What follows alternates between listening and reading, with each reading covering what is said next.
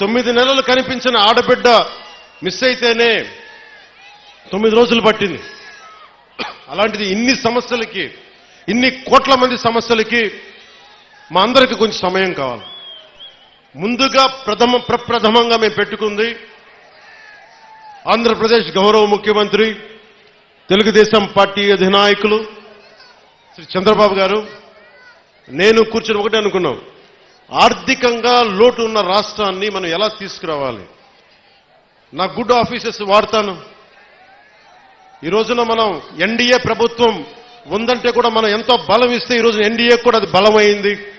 ఇవన్నీ పెట్టుకొని ఆంధ్రప్రదేశ్కి నిధులు తీసుకొచ్చే బాధ్యత గౌరవ ముఖ్యమంత్రి చంద్రబాబు నాయుడు గారు, అలాగే మీ గుండెల్లో ఉండే నేను దీని బాధ్యత ముందుకు తీసుకెళ్తాను.